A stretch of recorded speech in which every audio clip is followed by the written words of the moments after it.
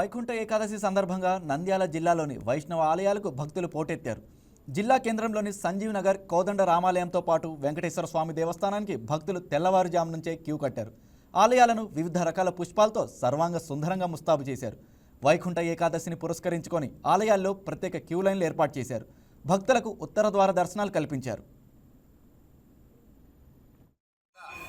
ముందస్తుగా వైకుంఠ ఏకాదశి శుభాకాంక్షలు తెలియజేస్తూ నంద్యాల జిల్లా సంజీవనగర్ శ్రీ కోదండ రామాలయంలో వెలసినటువంటి రామచంద్రమూర్తి మరియు సీతా లక్ష్మణ హనుమత్సమేతులైనటువంటి ధనుర్మాస ప్రారంభ మహోత్సవంలో ఈ ధనుర్మాసము ప్రారంభము నుంచి ఈ యొక్క భోగి అంటే మకర సంక్రాంతి వరకంతా కూడా ఈ నెల రోజులంతా కూడా వైష్ణవ దేవాలయాల్లో అత్యద్భుతంగా ఎన్నో కార్యక్రమాలన్నీ కూడా నిర్వహిస్తూ ఉంటారు.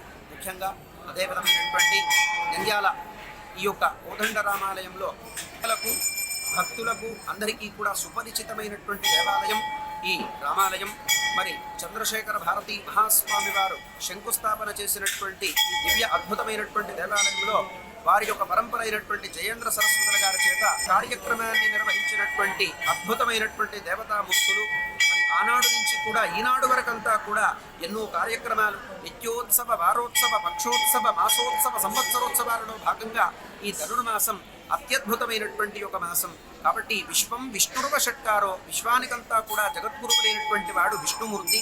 మరి అటువంటి యొక్క వైష్ణవ దేవాలయంలో ఈరోజు ఉదయం వైకుంఠ ఏకాదశిని పురస్కరించుకొని ప్రాతకాల పూజను ముగించుకొని స్వామివారి యొక్క స్నపనము మరియు అభిషేకము, పంచామృతాభిషేకము, వస్త్ర అలంకార సేవ, ఇతరత్రమైనటువంటి కార్యక్రమాలు ఎన్నో రకాలుగా భాగంగా అదే విధమైనటువంటి భక్తుల సహాయ సహకారంతో భగవత్ సేవా సమాజ్ వారి యొక్క ఆధ్వర్యంలో ఈ యొక్క సంజీవనగర్లో వెలిసినటువంటి రామచంద్రమూర్తి, అదేవిధంగా శ్రీనివాసు యొక్క మూర్తి అయినటువంటి అనుగ్రహం ప్రతి ఒక్కరికంతా కూడా.